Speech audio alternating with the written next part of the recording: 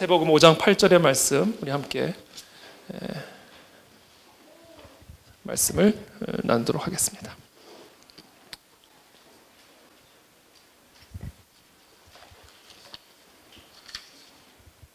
우리 한번 한 목소리로 함께 읽어보겠습니다. 시작.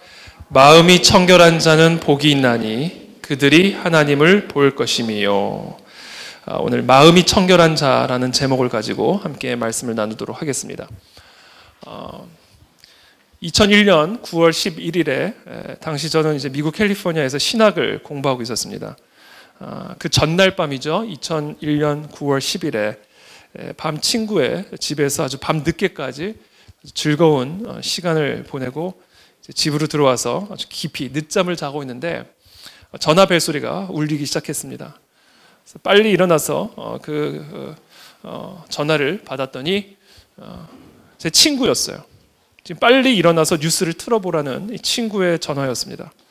그래서 도대체 무슨 일인가 싶어서 뉴스를 틀어봤더니 한 여객기가 이 세계무역센터 쌍둥이 빌딩을 향해 돌진하고 있는 장면이 반복적으로 방송이 되고 있었습니다. 정말 믿을 수 없는 광경이었습니다. 영화로도 본 적이 없는 그런 장면을 지금 생방송 뉴스로 보고 있다는 것이 정말 믿기지 않는 그런 장면이었습니다. 어떻게 이런 끔찍한 일이 일어날 수 있었을까요? 어떻게 이 샌프란시스코를 향해 출발한 이 여객기가 난데없이 쌍둥이 빌딩을 향해 돌진을 하고 있었을까요? 그 이유가 무엇이었는지 아세요? 조종실을 빼앗겼기 때문에 그렇습니다. 조종실을. 자살 테러범들에 의해 이 여객기의 조종실이 빼앗겼기 때문에 샌프란시스코를 향해 날아가던 비행기가 난데없이 방향을 틀어 그 쌍둥이 빌딩을 향해 돌진하게 된 거예요. 인간 안에도 이와 같은 조종실이 있습니다. 그 조종실을 누가 점령하느냐에 따라, 누구의 점령을 당하느냐에 따라 우리의 인생도 그와 같이 절벽을 향해 돌진하는 그런 인생이 될 수가 있다는 것이죠.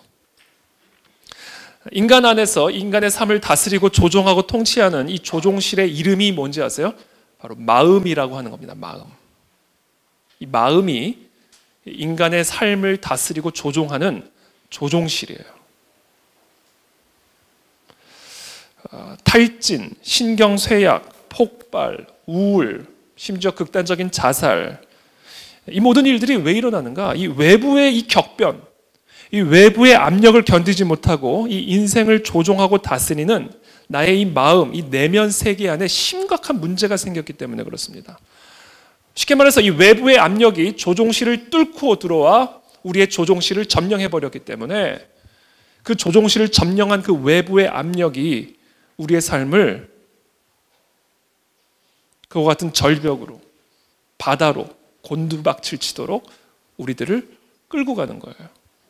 귀신 들린 아들을 둔 아버지, 우리 아들이 걷지도 못하고 말을 하려면 말이 안 나고 거품이 나오고 불에 던져지고, 그게 왜 그런지 아세요? 그 아들의 영혼을, 그 아들의 마음을 마귀가 점령하고, 그 조종실을 마귀가 쥐고 있기 때문에 그래요.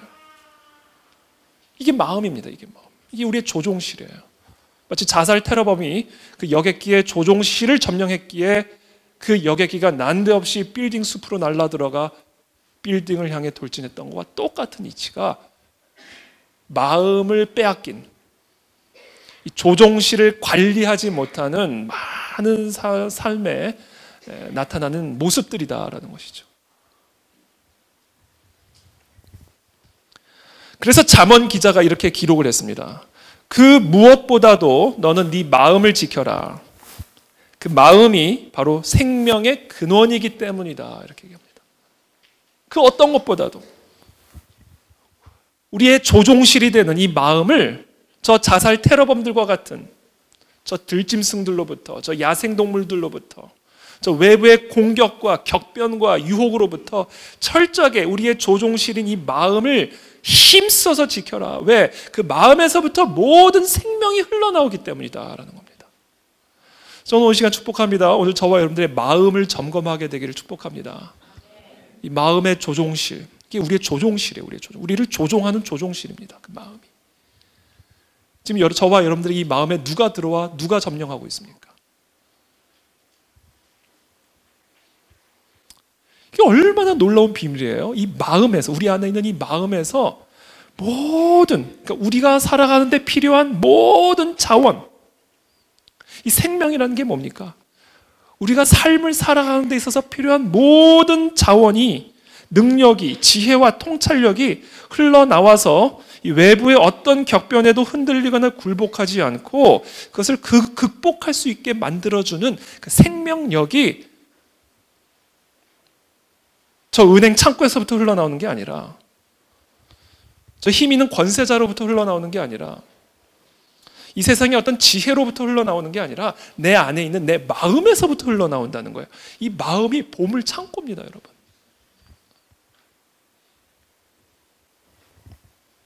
그러므로 나의 마음을 그 어떤 것보다도, 그 무엇보다도 힘써 지키라. 잠언의 기자가 말씀하고 있는 것이고, 그것이 바로 오늘 예수님께서 우리들에게 가르쳐 주시는 비밀이요 진리입니다. 이게 복음이에요, 복음. 저와 여러분들의 생명은요, 우리 마음 안에서부터 흘러나오는 것을 믿으시기를 축복합니다. 저는 오늘 이 설교를 준비하면서 저도 다시 한번 이 놀라운 진리를 다시 한번 발견하게 된 거예요. 다시 한번 깨닫게 된 거예요. 설교를 준비할 때마다 우리 성도들이 이거는 정말 잊어먹지 않고 평생을 기억했으면 좋겠다라는 말씀이 거의 매주지만 특별히 오늘은 저와 여러분들 모두가 평생 이 비밀을 놓치지 않게 되기를 저는 정말 바랍니다. 여기서부터 생명이 나오는 거예요. 여기서. 그래서 오늘 예수님께서 우리에게 얘기했습니다. 그래서 마음을 청결하게 지키는 자, 그 자가 복이 있다. 왜? 거기서 모든 게 나오니까. 거기서부터 모든 게 나오니까. 예수님께서는 이 복음서에서 이 마음이라는 단어를 영혼이라는 단어와 함께 사용하셨습니다. 혼용하셨어요. 똑같은 의미로 마음이라는 단어를 쓰실 때도 있었고 영혼이라는 단어를 쓰실 때도 있었습니다. 모든 인간 안에 존재하고 있지만, 이 안에 다 존재하고 있지만 물리적으로 위치를 파악하거나 측정할 수 없기 때문에 우리 안에 있는 이 마음 또는 영혼에 대해 사람들이 무지하거나 무관심합니다. 예컨대 지금 제 몸 안에는 심장이 있고 폐가 있고 위가 있고 간이 있죠. 건강한 삶을 위해서는 지금 내 안에 있는 이와 같은 신체 장기들이 매우 중요하다는 사실을 우리는 매우 잘 알고 있습니다. 그래서 정기적으로 검진을 받고 운동을 하고 조금이라도 이상 신호가 오면 즉각적으로 병원에 들어가 검진을 받고 약을 먹으며 우리의 신체, 내 안에 있는 이 신체 장기에 매우 예민하게 우리가 반응을 하죠. 왜? 거기에 건강한 삶의 뿌리가 있음을 알기 때문에 그렇죠. 그런데 우리 이 안에는요, 심장, 폐, 간, 위만 있는 게 아니에요. 이 안에 마음이 있고 영혼이 있습니다. 여러분, 우리 삶의 회복은 그 사실을 인지하는 것에서부터 시작이 됩니다. 세속적인 지성은 영혼을 혐오합니다. 영혼 이따위가 어디 있냐라는 거죠. 우린 다 물질이다, 물질. 무슨 물질에 영혼이 있냐라는 거죠. 세속적인 지성은 이 물질을 혐오하죠. 부정합니다. 그래서 그렇게 사는 거예요. 물질만을 추구하며. 왜? 물질이니까. 자기를 물질이라고 생각하니까. 저와 여러분들의 진정한 삶의 회복은 어디서부터 시작이 되는가? 내 안에 심장, 폐, 간, 위만 있는 게 아니라 이 안에 영혼이 있다라는 이 사실을 인지하는 것에서부터 시작이 되고, 그래서 그 영혼의 상태를 점검하는 것에서부터 우리의 삶의 회복이 시작이 되는 겁니다.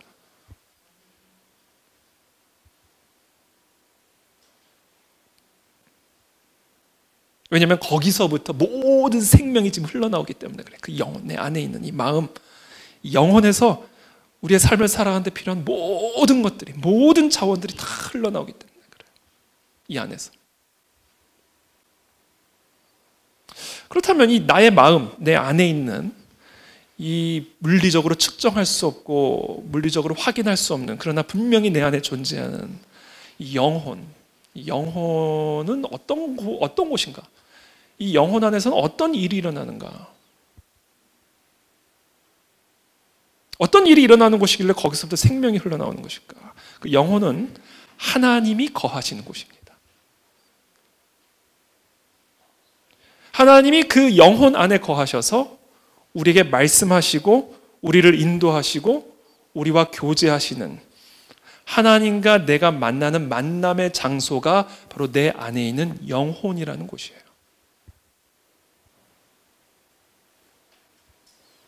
그래서 삶의 회복은 그 영혼을 하나님이 거하시기에 합당한 장소로 가꾸는 것에서부터 시작이 되는 것이다.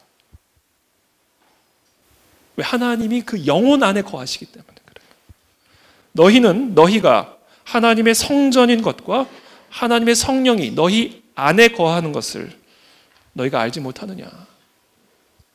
하나님의 나라는 여기 있다 할 수도 없고 저기 있다 할 수도 없고 바로 하나님의 나라는 너희 안에 있느니라. 그 안이 어디예요? 내 안에 있는 그 마음이라는 곳이에요. 영혼이라는 곳이다. 우리는 이 영혼 안에서, 나의 이 영혼 안에서, 내 마음 안에서 하나님을 만나고 그 하나님의 세미한 음성을 듣고 그 하나님과 대화하며 교제하는 일들이 일어난다라는 거예요. 그 장소가 어디예요? 내 마음이라는 거예요. 내 마음, 내 영혼이라는 거예요. 내 안에 있는 이 영혼. 물론 이 성전 안에 와서 우리가 하나님을 만나죠. 왜? 이 성전 안에 하나님이 충만하게 임재하고 계시니까. 그러나 이 성전 안에 와서 하나님을 어떻게 만나는지 아세요? 내 마음 안에서 하나님을 만나는 거예요. 내 영혼 안에서. 천지 만물에 하나님의 임재가 충만하죠. 이 천지 만물에 충만하신 그 하나님을 어디서 만나요? 내 마음 안에서, 내 영혼 안에서 만난다. 그곳이 영혼이에요. 영혼. 그곳이 마음입니다. 그래서 마음을 청결하게 하는 자가 복이 있는 거예요. 그곳에 하나님이 거하실 수 있고, 그래서 그곳에서 나와 하나님의 교제가 일어나며 하나님의 인도를 받고 하나님의 세미한 음성을 들으며 하나님과 동행하는, 그래서 그 하나님, 모든 것의 원천이 되신 그 하나님으로부터 흘러나오는 그 생명이 나로부터 흘러나와 우리의 가정에게로 흘러가고 교회로 흘러가고 나라와 민족으로 흘러가는 그와 같은 역사를 경험하게 된다는 것이죠.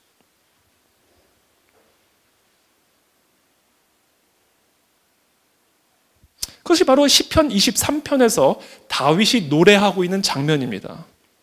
시편 23편에 여호와는 나의 목자시니 내게 부족함이 없으리로다. 이 고백을 지금 어디서 하는 거예요? 푸른 초장에서 하는 게 아니에요. 지금 그가 나를 푸른 풀밭에 누이시며 쉴만한 물가로 인도하시는도다. 지금 여호와는 나의 목자시니 내가 부족함이 없으리로다.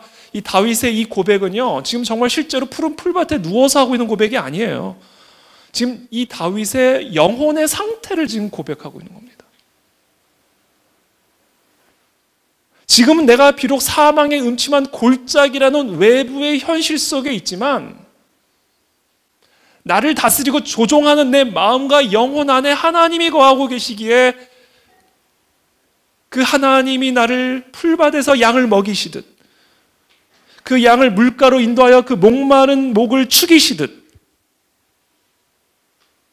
나를 인도하시고 이끄시고 소성케 하시기 때문에 지금 나는 그 영혼 안에서 부족함이 없게 하시는 그 여호와 하나님을 찬양한다라고 고백하는 거예요. 그러면서 이렇게 얘기하는 겁니다. 주께서 내 원수의 목전에서, 지금 자신의 환경은 원수의 목전에 있는 거예요. 이게 외부의 환경입니다. 지금 테러범들이 비행기 안으로 타 버린 거예요. 내가 타고 있는 비행기 안에. 지금 그런 위기 속에서 내게 상을 차려주시고 기름을 부어주고 계시는, 그래서 내 잔이 넘치는 이 상황이 지금 어디서 일어나는 상황이에요? 지금 다윗의 이 마음과 영혼 안에서 일어나고 있는 영적인 상태라는 거예요, 이게. 그래서 이렇게 얘기합니다. 내 평생의 선하심과 인자하심이 반드시 나를 따르리니 내가 여호와의 집에 영원히 살리로다. 이 여호와의 집이 어디예요? 지금 이 시편 23편을 쓴 다윗의 마음, 영혼, 내 여호와 하나님이 지금 거하고 계시기에 내가 그 집 안에서, 지금 내 육신은 사망의 음침한 골짜기의 원수의 목전 앞에 서 있지만 지금 나는 내 마음과 영혼 안에서 여호와 하나님의 집에 머물며 부족함이 없게 하시는 잔이 넘치게 하시는 그 여호와 하나님을 경험하고 누리고 있다. 이게 지금 다윗의 고백이라는 거죠. 그래서 이 마음을 지키는 자, 우리의 인생의 조종실이 되는 이 마음을 그 어떤 공격으로부터, 어떤 사망의 음침한 골짜기로부터, 어떤 원수의 목전 앞에서도 이 조종실을 그 어떤 것도 침범하지 못하도록 지키는 자, 그 자가 복이 있다라는 거예요. 그래서 이 조종실을 영어로 뭐라고 얘기하죠? 칵핏이라고 얘기하죠. 칵핏.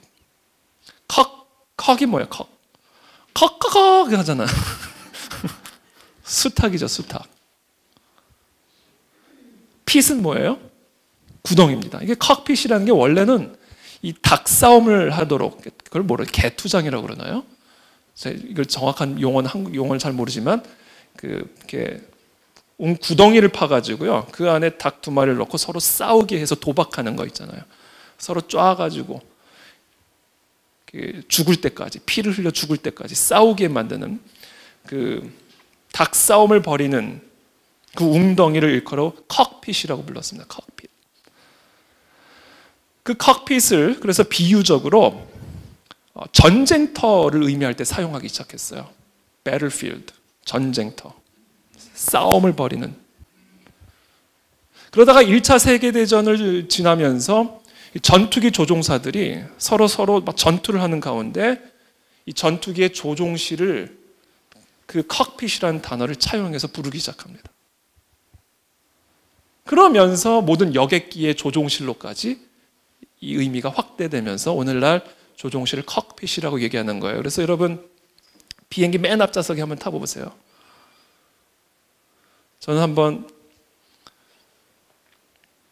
저는 비즈니스 클래스를 타본 적이 없는데 어느 날 제가 일본 선교 거기를 갔다 오는데 맨 앞자리가 된 거예요.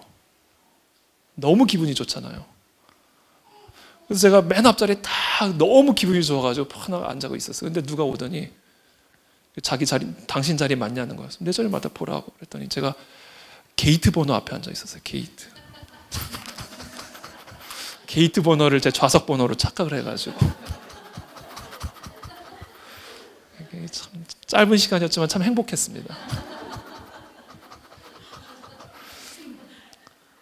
그 사람은 없었으면 모른 척하고 타고 가는 건데 근데 맨 앞에 보니까 그 칵핏이 보여요. 거기 아무나 못 들어가게 아주 철저하게 차단하던데요.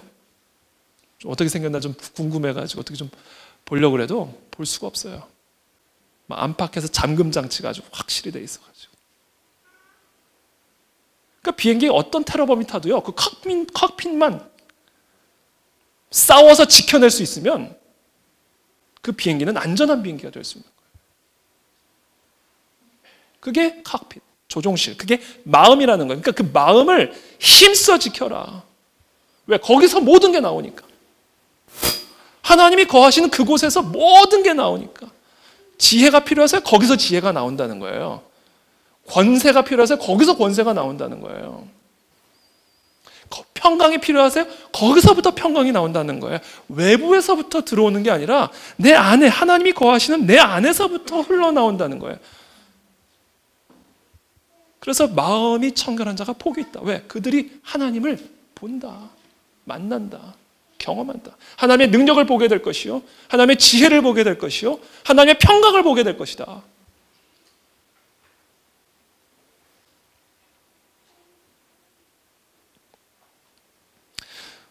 90년대 초반에 있었던 영국의 한 크리스천 컨퍼런스에서 신앙 때문에 18년간 감옥에 투옥되었다가 풀려난 중국인 목사님의 간증이 기록된 책을 본 일이 있습니다. 그 목사님이 청중들에게 자신의 감옥살이 경험을 간증하면서 이렇게 이야기를 합니다. 수용소 당국자들은 제게 인분 구덩이를 치우는 일을 시켰습니다. 그 구덩이는 수감원들이 가까이 가기를 가장 꺼리는 곳이었습니다. 심지어 우리를 관리하는 그 관리인들도 그곳에 가까이 가는 것을 매우 꺼리는 곳이었습니다. 그러나 나는 여러 해 동안 거기서 일하는 것을 얼마나 좋아했는지 그들은 알지 못했습니다. 그 인분 구덩이는 수용소 전체에서 수거된 인분으로 가득 찬 구덩이였습니다. 인분이 꽉 차면 적당히 썩을 때까지 기다렸다가 퍼서 밭에 비료로 보냈습니다. 구덩이가 아주 깊어서 바닥까지 깨끗하게 퍼낼 수는 없었기 때문에 나는 그 병균 덩어리 속에 직접 들어가 시종 악취를 맡아가며 인분을 조금씩 차례로 퍼내야 했습니다. 간수들과 모든 수감원들은 악취 때문에 가까이 오지도 않았습니다. 그런데 내가 거기서 일하는 것을 좋아했던 이유가 무엇이었는지 아십니까? 바로 혼자 있는 것이 좋았습니다. 강제노동 수용소에서는 보통 모든 수감원이 엄격한 감시하에 있기 때문에 아무도 혼자 있을 수 없습니다. 그러나 나는 그 구덩이에서 일했기 때문에 혼자 있을 수 있었고 주님께 마음껏 기도할 수 있었습니다. 그때 내가 제일 즐겨 부르던 찬송 중 하나가 저 장미꽃 위의 이슬입니다. 인분 구덩이에서 일하면서 나는 우리 주님과 놀라운 교제를 경험하며 몇 번이고 찬송을 반복하며 내 안에 계신, 이게 중요한 말이에요. 내 안에 계신 주님의 임재를 느꼈습니다. 여러분, 인분 구덩이 속에서도 하나님의 임재를 느끼며 찬양할 수 있다는 이 사실. 온 몸은 인분으로 망신차이가 됐음에도 불구하고 이 마음과 영혼, 내 안에 그 누구도 침범할 수 없는 이 마음과 영혼을 지켰을 때 이 마음과 영혼에서부터 터져 나오는 이 찬양, 이 자가 바로 마음이 청결한 자에게 주어지는 복이다.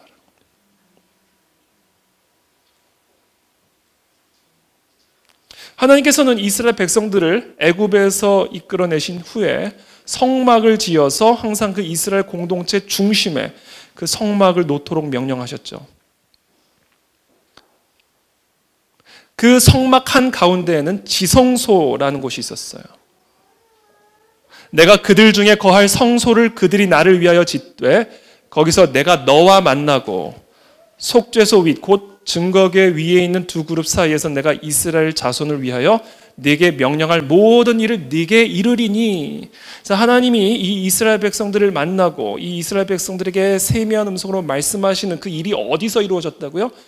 이 이스라엘 공동체 중심에 세워놓던 성소 안에 있는 그 지성소에서 그와 같은 일들이 일어났다는 얘기예요. 바로 이 지성소가 지금 우리 안에 있는 이 영혼을 시각적으로 표현한 물건입니다. 마치 이 이스라엘 백성 공동체 중앙에 이 지성소를 두고 이 지성소를 통해 이 이스라엘 백성들을 낮에는 구름 기둥으로 밤에는 불 기둥으로 인도하셨던 것처럼 광야에서 반석에 물이 터지게 하시고 하늘에서 메추라기와 만나가 내려 이들을 먹이시고 입히셨던 그 하나님의 인도하심과 그 하나님의 음성이 어디에 임했다고요? 이 이스라엘 공동체 중심에 있었던 그 구별된 장소 지성소에 임했다고요. 그 지성소가 바로 우리 안의 중심에 있는 영혼이고 마음입니다.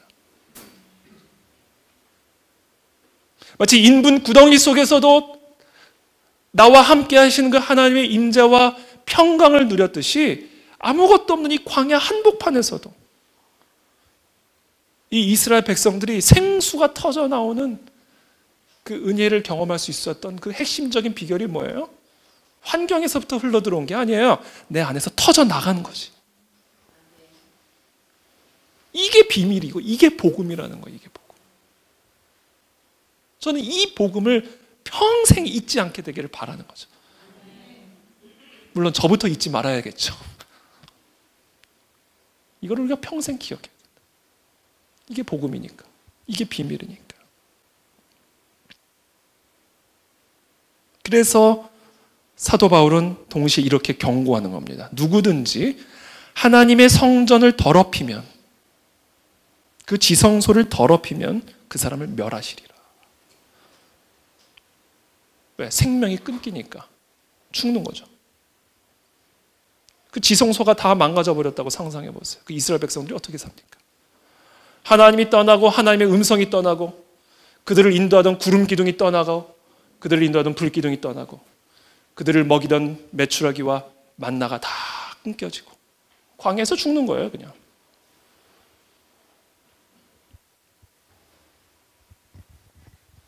그래서 마음을 우리가 힘써 지켜야 하고, 그래서 그 청결한 마음이 복이 있는 자다라고 예수님이 계속해서 말씀하시는 거예요.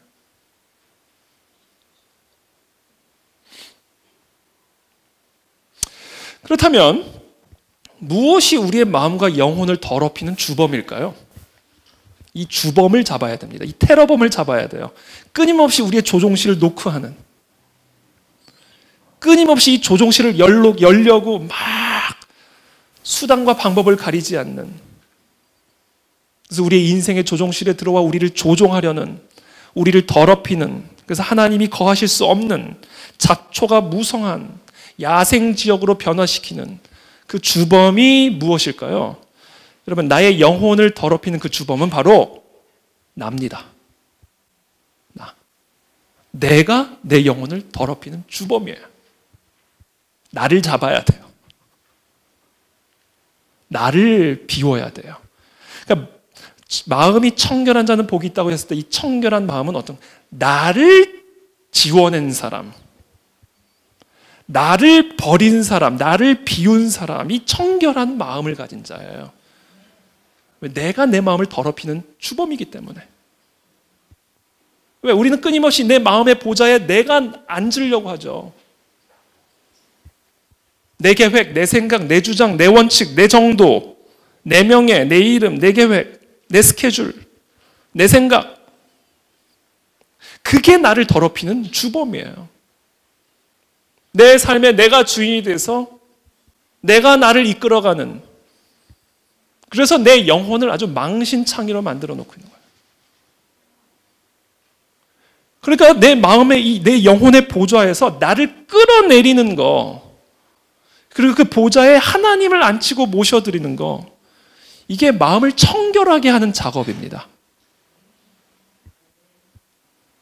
그래서 사도 바울도 고백하잖아요. 내가 그리스도와 함께 십자가에 못 박혔나니 그런즉 이제는 내가 사는 것이 아니요 오직 내 안에 그리스도께서 사시는 것이라.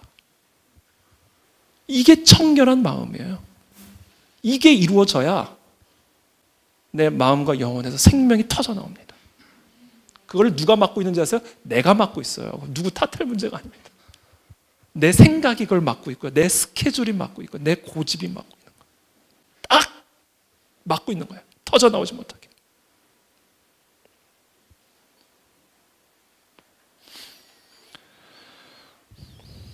이런 말 자주 하는 분들 있죠. 내 목에 칼이 들어와도. 아주 위험한 발언이에요. 여러분, 이게 베드로거든요. 내 목에 칼이 들어와도 나는 주님을 버리지 않겠습니다. 물론 그 말을 한 건 아니지만 그런 뉘앙스로 이야기한 거예요. 누가 뭐래도 내 목에 칼이 들어와도 나는 예수님 떠나지 않습니다. 그런 사람일수록요, 저 멀리서 칼만 봐도 도망갑니다. 왜? 내가 중요하거든요, 그 사람은. 내 주장이 각해 주장해서 내 목에 칼이 들어와도 이렇게 얘기를 하는 거예요. 내 생각이 너무 중요하기 때문에 내 목에 칼이 들어와도 그래요. 그래서 칼만 봐도 도망가요. 내가 중요하기 때문에 그래요, 그 사람은. 그래서 베드로 보세요. 그냥 단번에 도망가 버리죠. 물 위를 걷는 속도로 달려가잖아. 내가 중요해서 그래, 내가. 그게 더러운 마음의 모습입니다. 더럽혀진 마음.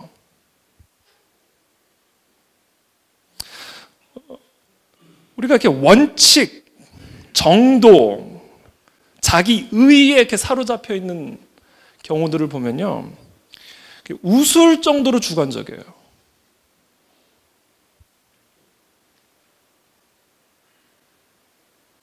취사 선택에 가능하죠.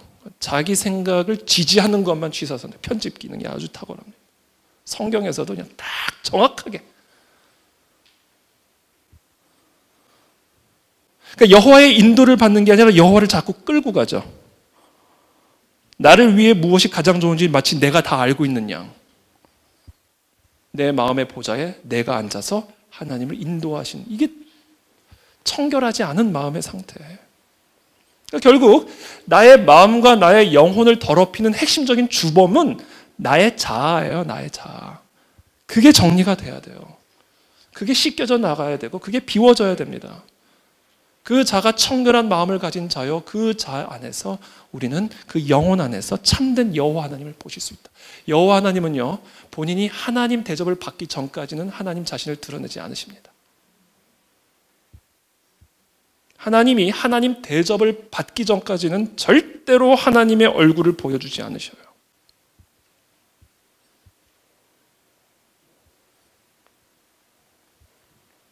그러므로 우리는 무엇을 해야 되는가? 나를 비워내야 돼요. 자꾸 순간순간 날마다 죽노라 얘기하잖아요. 날마다 죽노라. 자, 어떻게 하면 우리는 나를 비우고 이 청결한 마음을 소유하여 하나님의 영광을 볼 수 있을까? 내 영혼 안에서. 내 영혼 안에서. 육으로 보는 게 아니에요. 육으로. 나 하나님 만났어. 그러면 어떻게 봐? 어떻게 생기셨니? 하나님의 음성을 들었어. 어떻게 들었니? 하나님 대야 이렇게 말씀하시. 육으로만 자꾸 생각을 하는 거예요. 하나님을 이 영혼에서 만나는 건데. 오해예요, 오해. 자, 그럼 어떻게 하면 나를 비우고 내 영혼을 비우고 이 영혼에 하나님이 거하셔서 하나님의 음성을 듣고 하나님과 교제하며 하나님을 볼 수 있는 축복을 누릴 수 있을까? 어떻게 하면 나를 비울 수 있을까? 내 마음의 영혼의 보좌에서. 첫 번째, 고난입니다. 고난. 죄송합니다. 고난. 첫 번째 고난이에요. 역경, 시련. 나를 뛰어넘는 도전을 만나야 내가 잠잠해져요. 그러니까 내 수준으로 컨트롤할 수 있는 수준이면 내가 막 시끄러워집니다. 근데 나의 소리를 확 잠재울 만한 아주 강력한, 나를 뛰어넘는, 그러니까 나의 지혜로 어떻게 통제할 수 없는, 나의 능력으로 어떻게 통제할 수 없는 그 도전을 만나야 내 소리가 잠잠해지고 내 고개가 숙여지고 뻣뻣하게 서 있던 내 목이 꺾이는 거예요. 이거는 고난밖에 없습니다.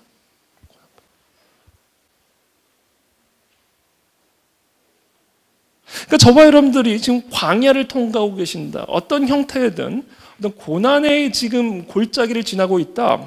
하나님이 의도하시는 것은 궁극적으로 딱 하나입니다. 나를 비우시기 위함입니다. 그거 하나 생각하시면 돼요. 하나님 지금 나를 죽이고 계시는구나. 나를 씻어내고 계시는구나. 지금 내 마음과 영혼을 청결하게 지금 만들기 위한 작업을 지금 내 안에서 하고 계시구나. 이거를 여러분들이 딱 초점을 맞춰야지. 하나님 이걸 빨리 없애주세요. 이거는 기도의 초점이 아니에요. 이 과정을 통해, 이 기간들을 통해 하나님 내 마음이, 영혼이 정금과 같이 연단되게 하셔서 순결한 마음이 되어 하나님이 거하실 수 있고 다스릴 수 있고 통치할 수 있는 영혼으로 나를 바꾸어 주시옵소서. 이게 올바른 기도다라는 거죠. 왜? 그것만 되면요, 음침한 골짜기에도 다 터진다니까요. 인분 구덩이에서도.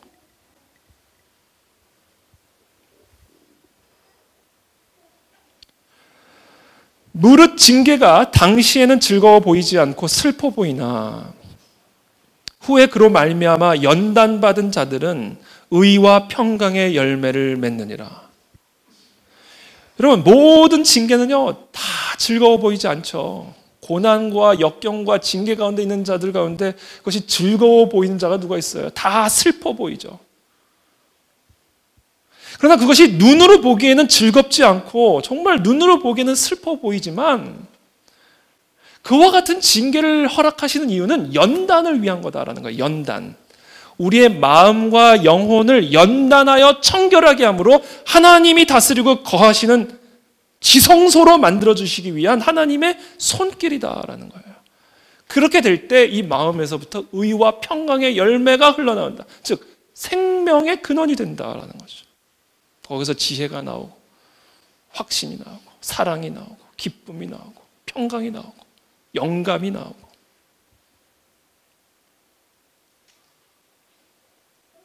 이 연단받은이라는 단어, 이 헬라어 단어죠. 히브리서 12장 11절에 말하는 징계가 슬퍼 보이나 후에 그로 말미암아 연단받은 자들은에서 말하는 이 연단받은이라는 단어가 헬라어로 킴나소라는 단어입니다. 킴나소. 킴나소라는 단어는 훈련장, 체육관을 의미하는 짐네지움과 같은 어원을 가지고 있는 단어입니다. 김나소, 원래 영어 단어도 김네지움이죠. 원래 그냥 발음 그대로 하면 김네지움. 그래서 우리는 짐네지움이라고 읽죠. 짐네, 김나조 같은 어원을 갖고 있어요.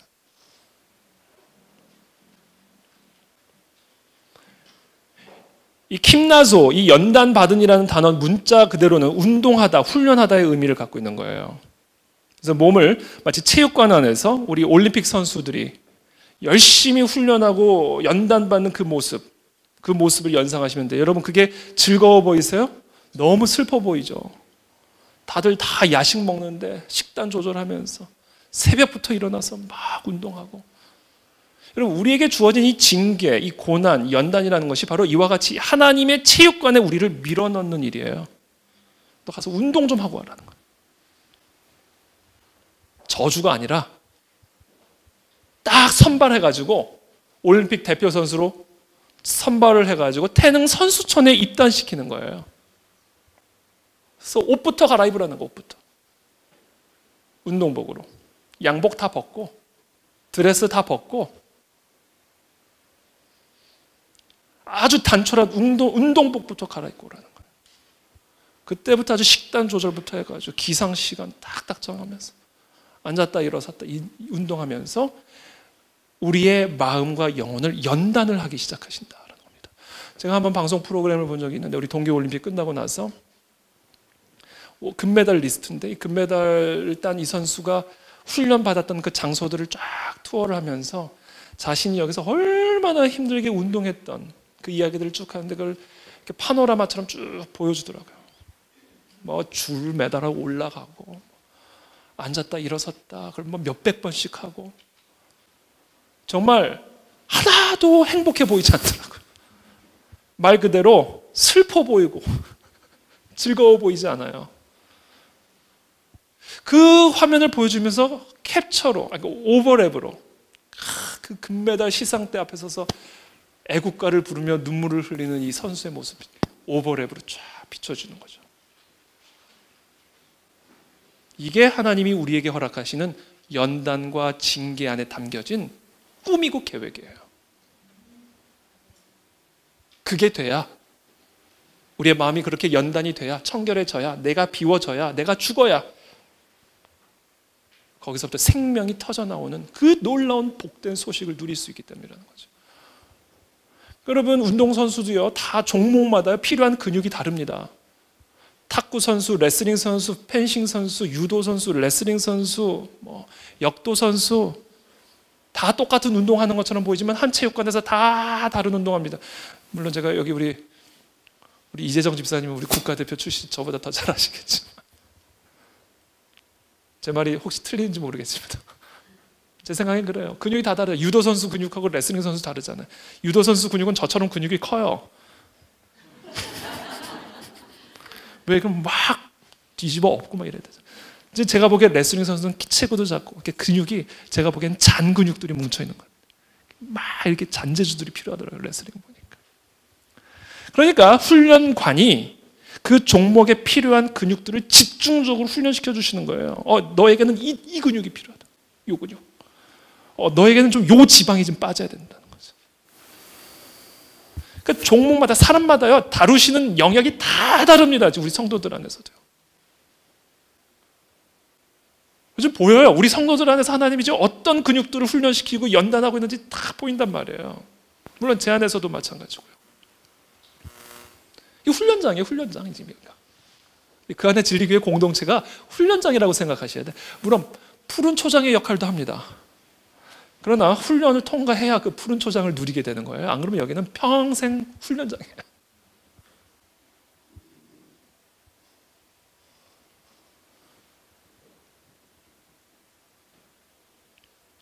두 번째 필요한 훈련이 있는데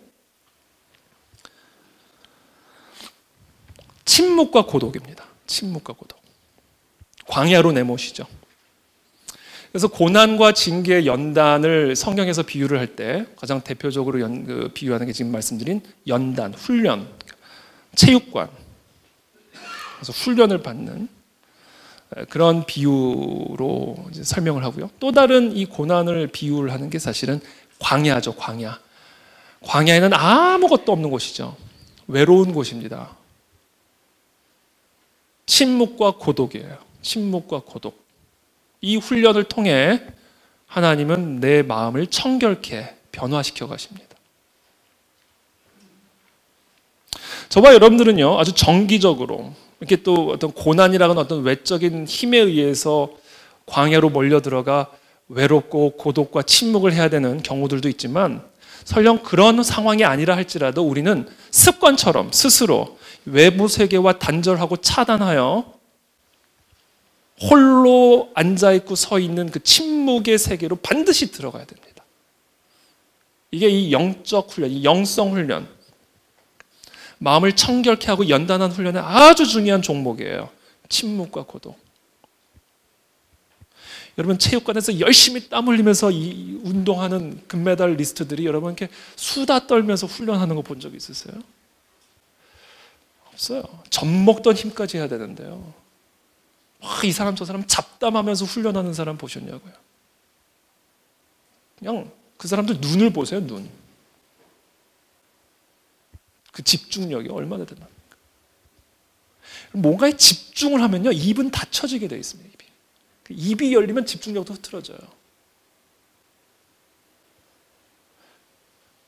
그러니까 우리의 마음을 연단하고 이 영혼 안에 거하시는 그 하나님과의 교제와 친밀함으로 들어가려면, 이 영혼 안으로 들어가려면 우리에게 필수적으로 요구되어지는 훈련이 있는데, 침묵 훈련이에요. 침묵 훈련.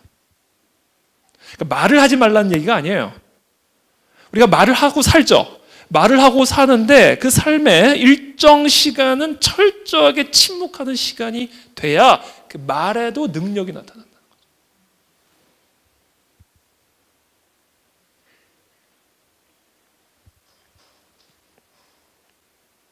그래서 예수님께서는 그 바쁜 일정 가운데서도, 예수님은 얼마나 말씀 많이 하셨습니까? 예수님의 직업은 계속 말하시는 거예요. 왜? 예수님이 말씀이시기 때문에. 육신으로 오신 말씀이니까 그분은 계속 말씀하셨죠. 근데 여러분, 예수님이요, 철저하게 차단하는, 냉정하게, 아주 냉정할 정도로 아픈 사람 와도 다 보내라. 딴 데 가자. 아주 냉정하게 탁 꺼버리는 시간이 있잖아요. 누구도 침범하지 못하는. 그게 우리 안에 있어야 돼요. 거기서 능력이 나옵니다. 거기서. 사가랴의 경우 보세요. 사가랴. 세례 요한의 아버지죠. 하나님이 천사를 보내셔서 사가랴에게 아들을 갖게 될 거다. 세례 요한이 태어날 것이라는 말을 해주죠. 그랬더니 이 사가랴가 뭐라고 얘기하면, 내가 이렇게 늙었는데 무슨 애기냐. 입방정이죠. 천사가 말을 했으면 그런가 보다 해야지. 말도 안 되니까 늙은 내가 무슨 애기냐. 그랬더니 혀를 굳어버리게 만들어버리잖아요. 이거 왜 그렇게 하셨을까요? 저는 그 말씀 묵상할 때마다 좀 너무한 거 아니냐. 좀 못 믿을 수도 있지. 그렇다고 혀를 그냥 굳어버리게. 근데 그거 왜 하시는지 아세요? 혀가 굳을 때 생각이 제어가 되기 때문에 그래요. 이 혀를 제어하지 못하면 이 생각이 제어가 안 됩니다. 마치 브레이크 없는 차처럼 혀가 제어되지 않으면 우리의 생각이 제어되지 않고, 그렇다면 어떤 생각이든 내 마음과 영혼 안에 막 들어오면서 내 마음이 더러워지는 거예요. 그래서 우리의 마음의 청결함을 위해서는 우리의 삶에 하루하루 순간순간 아주 혀가 굳어진 사람처럼 확 차단되어 있는 그와 같은 침묵의 시간이 반드시 필요하다.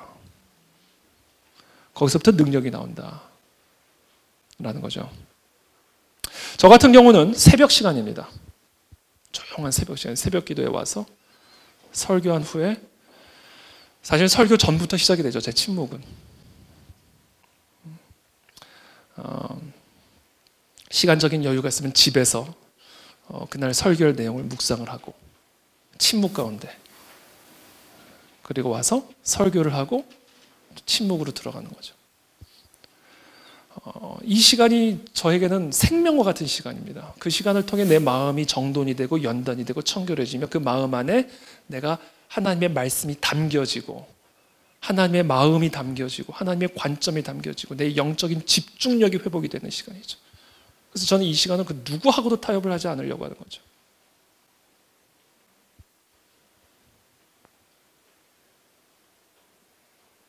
근데 많은 분들은 이 침묵과 고독의 시간을 매우 비생산적인 시간으로 오해를 합니다. 아니에요. 여기서 모든 생산적인 건 다 나옵니다.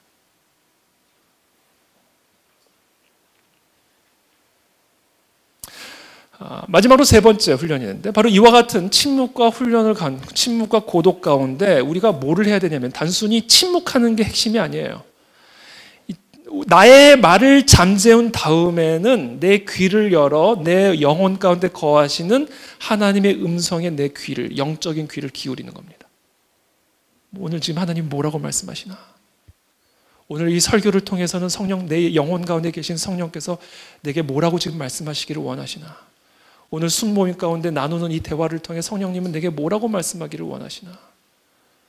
지금 내가 처한 이 상황과 환경을 통해 하나님은 어떠한 세미한 음성을 나에게 말씀하고 계시나? 이 침묵과 고독의 시간을 통해 내 영혼 가운데 거하시는 하나님이 내 귓가에 들려주시는 그 말 없는 영의 음성을 듣는 겁니다. 이 음성을 들으면요, 다 끝나는 거예요. 다 끝나는 거예요.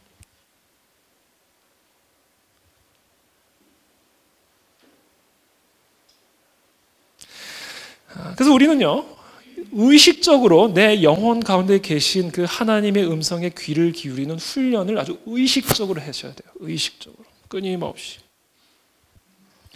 그 훈련하는 방법 가운데 가장 좋은 훈련법 중에 하나가 뭐냐면 일기 쓰는 겁니다. 영성일기. 여러분, 일기는 숙제가 아니에요.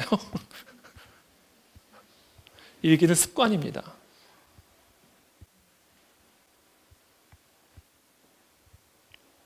이 일기를 쓰기 위해서 하나님이 내게 오늘 들려주시는 어떤 나의 깨달음과 나의 어떤 마음과 나의 감정과 내 마음의 상태들을 이렇게 글로 토로하는 가운데 나도 모르게 하나님의 음성에 귀를 기울이게 돼요. 오늘 내게 뭐라고 말씀하시나? 왜? 써야 되니까.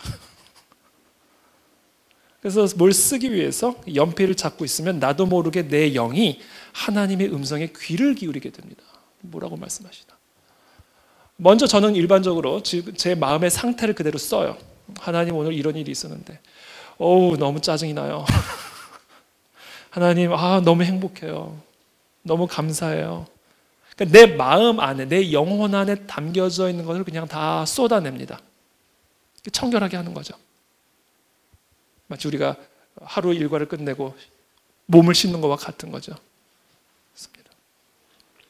그러는 가운데 나도 모르게 이런 나의 마음과 나의 이런 영혼과 나의 이런 상태 가운데 뭐라고 주님이 말씀하시는지에 대해 영적으로 귀를 기울이게 돼요. 나도 모르게. 이게 이 영성 일기가 가져다 주는 아주 좋은 유익함입니다.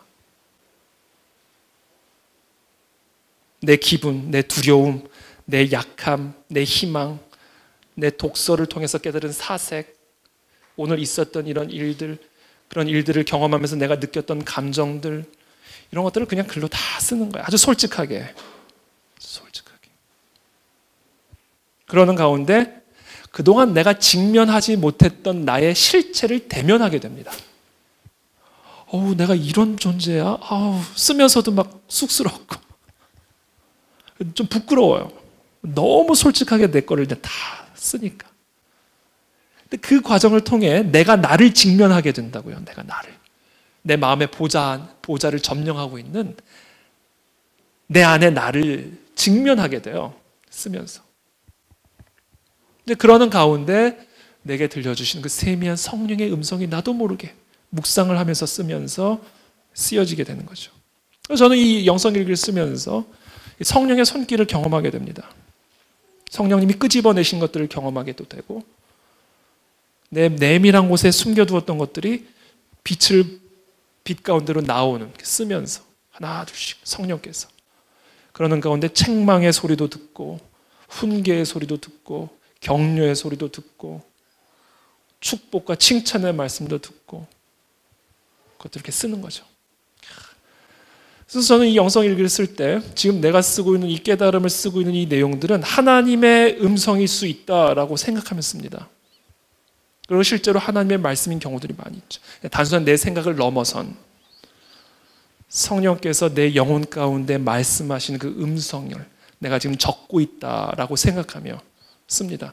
그래서 제가 이 영성일기를 처음으로 쓰기 시작한 게 98년입니다. 98년 전에, 죄송합니다. 98년 전이라. 전 영생하는 사람이 아닙니다. 98년도에, 1998년도에, 딱 20년 전이죠. 20년 전에 내가 처음 하나님이 제 영혼에 말씀하신 게 너무 생생하니까 이걸 안 쓸 수가 없는 거예요. 너무 생생하니 그건 내 소리가 아니에요. 내 영혼 가운데 하나님이 말씀하시는 그 하나님의 말씀이라는 게 너무 생생하게 느껴지니까 제가 그걸 다 썼어요. 그렇게 쓰기 시작한 거예요. 제가 그걸 처음에 쓸 때 서점에 가가지고요 100년 동안 썩지 않는 노트 달라고 그랬어요. 왜냐면 이거는 갑으로 이건 하나님의 말씀이니까. 그냥 내 생각 끄적끄적 적어놓은 게 아니라 내 영혼 가운데 말씀하시는 성령의 음성이라는 확신이 있었기 때문에 그걸 다 적었던 거죠. 그거 다 있죠, 지금도. 그래서 저는 이 영성일기를 쓰는 가운데 내 영혼 가운데 주시는 그와 같은 메시지에 대해 저는 상당한 권위를 부여합니다, 거기에. 상당한 권위. 성령께서 이 가운데 운행하고 계시고 일하시는 것을 내가 믿고 알고 있기 때문에 그렇다는 거죠.